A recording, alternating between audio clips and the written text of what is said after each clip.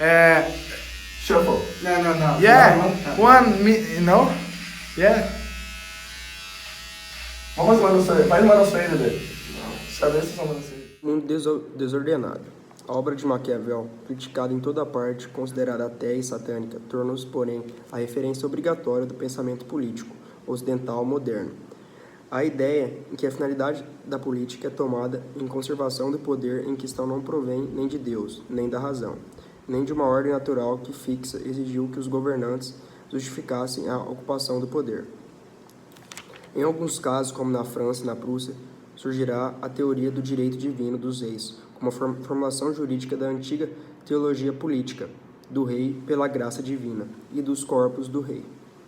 Na maioria dos países, porém, a concepção teocrática não foi mantida, partindo de Maquiavel. Os teóricos tiveram elaborar novas teorias políticas.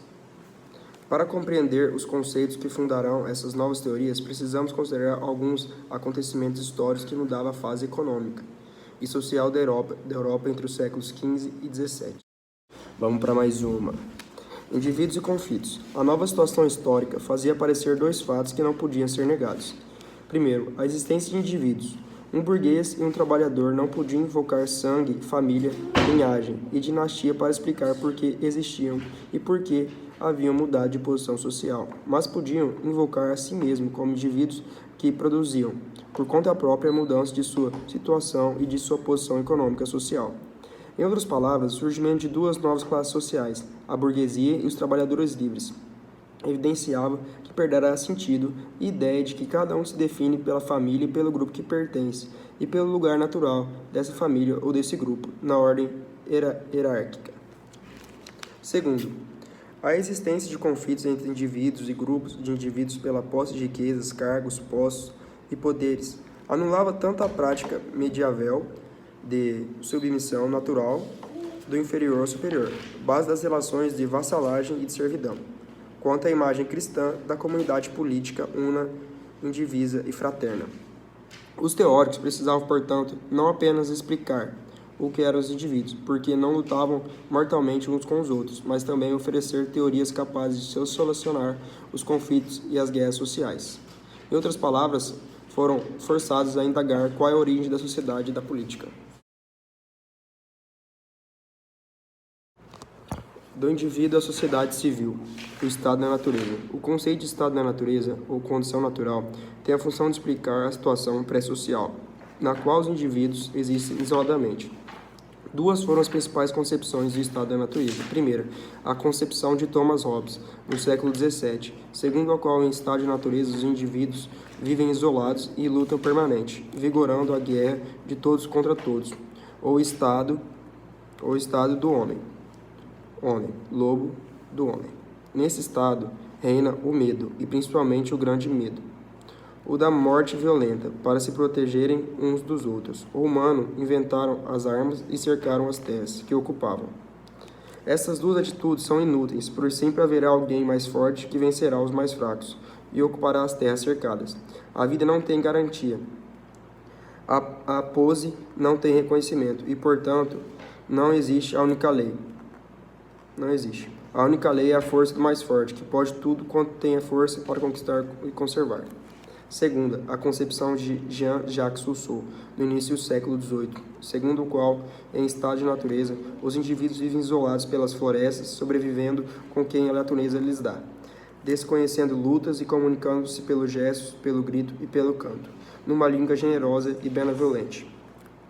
Em estado de felicidade, original no qual os humanos existem na condição de um bom selvagem inocente, termina quando alguém cerca um terreno e diz, é meu. A divisão entre o meu e o teu, isto é, segmento de propriedade privada, dá origem ao estado de sociedade, no qual prevalece a guerra de todos contra todos. O estado de natureza de Hobbes e o estado de sociedade de Rousseau evidenciam a percepção do social como luta entre os fracos e os fortes, vigorando o poder da força e da vontade do mais fortes entre toda a parte. Reinam a insegurança, a luta e o medo e a morte. Para fazer cessar esse estado de vida ameaçador, os humanos decidiram passar às civitas, ou sociedade civil, isto é, ao Estado civil, criando o poder político de leis.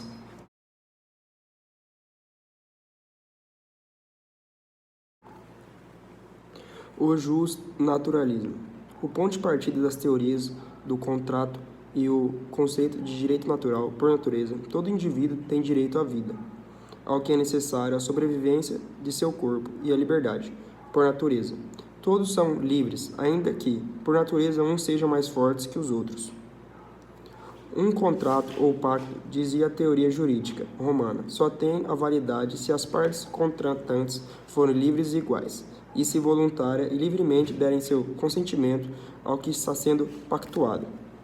A teoria do direito natural, o justnaturalismo, garante suas duas condições para validar o contrato social ou pacto político. De fato, se as partes contratantes possuem os mesmos direitos naturais e são livres, então possuem o direito e o poder para transferir a liberdade em um terceiro, se consentem voluntário e livremente nisso. Então elas dão ao soberano algum que possui de maneira que o poder da soberania, ilegítimo porque nasce da doação ou transferência voluntária de direitos dos indivíduos.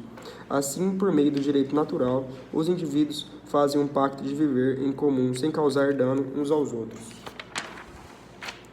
Para Hobbes, a multidão de indivíduos reunida pelo pacto passa a constituir um corpo político, uma pessoa artificial criada pela ação humana em que se chama Estado. Para Rousseau, os indivíduos naturais são pessoas morais que pelo pacto criam a vontade geral como corpo moral coletivo ou Estado. Nosso amigo André Luiz aí vai dar um tiro agora, tiro de precisão, rapaz, ó.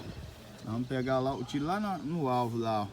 Olha o impacto dessa bichinha, ó. Olha lá, André, só...